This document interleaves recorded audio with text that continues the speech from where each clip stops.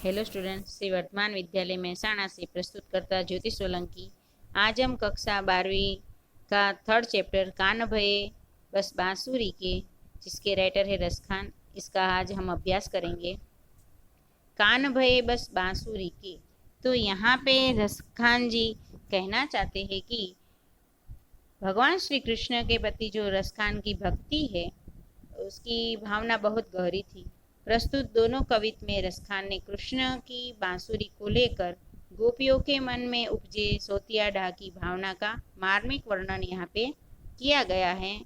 यहाँ पे रस खान जी ने दो कवित लिए हैं, जिसमें प्रथम कवित में गोपियों का कृष्ण की बांसुरी से ईर्ष्या करती है और बांसुरी द्वारा अपना स्थान लेने के कारण वे व्रज छोड़कर भाग जाना चाहती है। और दूसरे कवित में कृष्ण का स्वांग रचने वाली गोपियाँ कृष्ण की बांसुरी को अपने होठों पर रखने से इनकार कर देती है, क्योंकि वह बांसुरी को अपनी सोत मानती थी। अब इसका हम विस्तार से अभ्यास करें कि परिचय। तो पहले हम रस खान का परिचय देखते हैं कि रस खान कृष्ण भक्त मुस्लिम कवि थे और उनको रस की खान से जाना जाता था। उनका पूरा नाम सैयद इब्राहिम खान उनकी उपाधि थी। साहित्यिक नाम रस खान। जन्म सन 1548 उत्तर प्रदेश के हरदोई जिले के पिहानी गांव में के संपन्न पठान परिवार में हुआ था। पिता एक संपन्न जागीरदार थे। धर्म जन्म से वो मुसलमान और बाद में वैष्णव। जन्मकाल के बारे में ठीक से जानकारी नहीं है। उनके गुरु गोसाई विठल दास जी थे। कर्मभूमि व्रज थी। कार्य क्षेत्र से वे कवि और कृष्ण भक्त थे। काल उनका भक्ति काल माना जाता है। उन्होंने विद्या में कविता, सवैया, दोहे आदि की रचना की थी। विषय उनका सगुण भक्ति। भाषा उनकी व्रज फारसी और हिंदी में इनके अनुवाद है। मृत्यु सन 1628 ब्रजभूमि में रस खान की मृत्यु हुई। यहाँ पे रस खान जी की समाधि का फोटो मैंने लिया है, जो आप देख सकते हो। वो महावन मथुरा में स्थित है। रस खान की साहित्यिक देन हम देखें तो उनकी जो ग्रंथ संपत्ति थी, उसमें से मैंने कुछ यहाँ पे लिया है कि रस खान कविताओं के 2 संग्रह प्रकाशित हुए। उसमें पहला है सुजान रस खान, जिसमें 139 सवैये और कवि थे। दूसरा है प्रेम वाटिका, जिसमें 52 दोहे हैं। और देखे हम तो फारसी में उन्होंने श्रीमद् भागवत का अनुवाद करके यह साबित कर दिया कि वह फारसी और हिंदी भाषाओं के अच्छे ज्ञाता थे। यानी रस खान जो थे वो फारसी और हिंदी दोनों भाषा जानते थे। तो यहाँ पे उन्होंने श्रीमद् भागवत का अनुवाद भी फारसी भाषा में किया है। प्रथम कवित के हम कठिन शब्दों के अर्थ देखते हैं कि भय तो हो गए, बस तो बस में, चाहिए तो चाहेगा, प्यार करेगा, निसघोष तो रात दिन। यहाँ पे जैसे निसघोष रात दिन, तो यहाँ पे जैसे शब्द समूह लिया जाए कि सूर्योदय से सूर्यास्त तक का समय, तो उसको क्या कहेंगे? दिन कहेंगे। सूर्यास्त से सूर्योदय का समय, तो उसको रात कहेंगे। फिर सौतीन तो सौत, पति की दूसरी पत्नी। यहाँ कृष्ण की बांसुरी के अर्थ में लिया है। तो जैसे पति की सौत या पति की दूसरी पत्नी शब्द समूह में पूछा जाए कि पति की दूसरी पत्नी, तो उसको क्या कहेंगे? सौत कहेंगे। तपन तो दुख, कष्ट, संताप। सहिए तो सहना, बर्दाश्त करना। मोह लियो तो वश में कर लिया। दहिए तो आग लगाना। मिली तो मिलकर। कहूँ कहीं और व्रज छोड़कर। बांसुरी रही, यानी बांसुरी ही रहेगी। कान भये बस बांसुरी के, अब कौन सखी हमको चाहिए। तो यहाँ पे कान को बांसुरी ने अपने वश में कर लिया, तो वे कहती है कि हे सखी, अब कृष्ण हमें क्यों चाहिएगा। निसघोष रहे संग साथ लगी, निसघोष रहे साथ सखी, यानी यह रात दिन हमें घोष देगी। यह सौतीन ताप क्यों सहिए, यह सौतीन जो सोतिया डाहे वो क्यों सहे। चीन मोह लियो मनमोहन को, यहाँ पे मनमोहन, मन को मोह लेने वाला शब्द सब में पूछा जाए कि मन को मोह लेने वाला, तो मनमोहन। जिन मोह लियो मनमोहन को, रस खान सदा हमको दहिए। रस खानी, यहाँ पे कि इस बांसुरी ने श्री कृष्ण को मोहित कर लिया, वह हमें सदा जलाती रहेगी। मिल जाओ सब सखी भाग चले, अब व्रज में बांसुरी रहिए। तो यहाँ पे जो गोपियां है वह कहती है कि आओ हम सब ये व्रज छोड़कर भाग जाए, क्योंकि हमारा स्थान अब इस बांसुरी ने ले लिया है।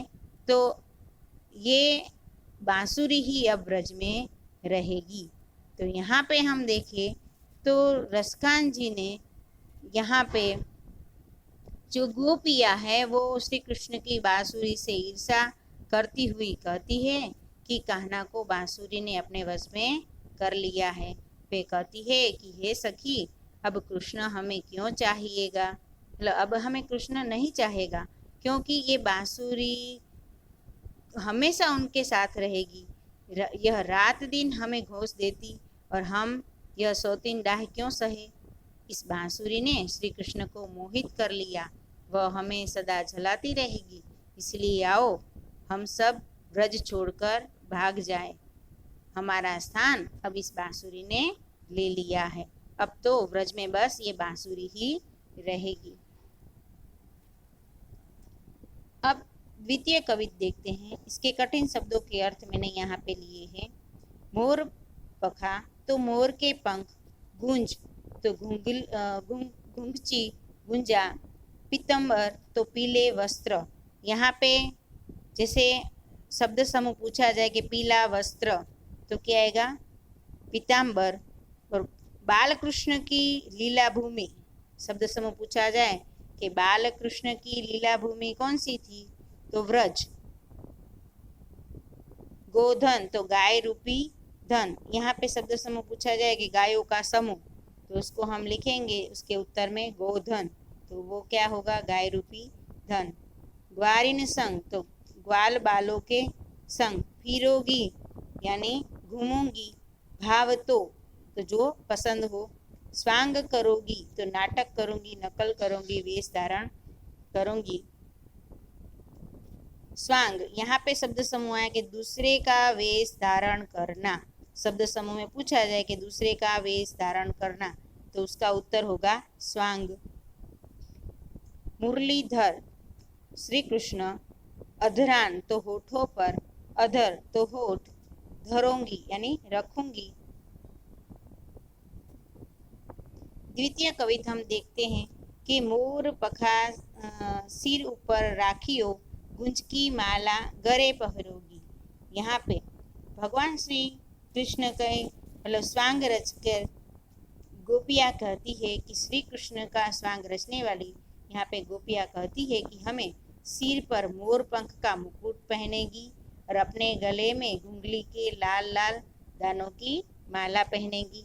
ओढ़ी पीतम्बर ले लटूरी, बन गोधन ग्वारन संग फिरो। यहाँ पे वह अपने कंधों पर पीताम्बर ओढ़ेगी और छोटी सी लाठी लेकर ग्वाला के साथ वन में जाकर गायों को चराने का अभिनय करेगी। भाव तो वो ही मेरो रस खानी, सो तेरे कहे सब स्वांग करूंगी। श्री कृष्ण को जो भी पसंद था वे सब कुछ करेंगी, पर एक काम वे कभी नहीं करेगी। क्या नहीं करेगी कि सो तेरे ये सांग करोगी, या मुरली मुरलीधर की अधरान धरोगी। यानी भगवान श्री कृष्ण ने जिस मुरली को अपने होठों पर रखकर बजाया था, उस बांसुरी को वे अपने होठों पर कभी नहीं रखेंगी, क्योंकि वह उसको अपनी सौत मानती थी। तो यहाँ पे रसखान जी कहते हैं कि श्री कृष्ण का स्वांग रचने वाली जो गोपियाँ कहती है कि हम अपने सिर पर मोर पंख का मुकुट पहनेगी, गले में गुंगची के लाल लाल दानों की माला पहनेगी, अपने कंधों पर पीताम्बर ओढ़ेगी और छोटी सी लाठी लेकर ग्वालों के साथ वन में जाकर गायों को चराने का अभिनय करेगी। श्री कृष्ण को जो भी पसंद आवे सब कुछ करेंगी, पर एक काम वे कभी नहीं करेगी। श्री कृष्ण ने जिन बांसुरी को अपने होठों पर रखकर बजाया था, उस बांसुरी को वे कभी होठों पर नहीं रखेंगी, क्योंकि वे उसको अपनी सौत मानते थे।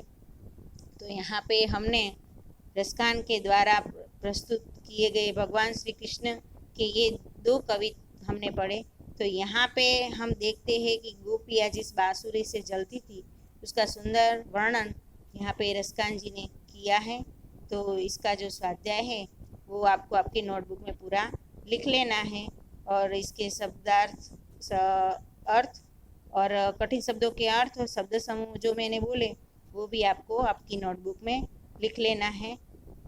अस्तु।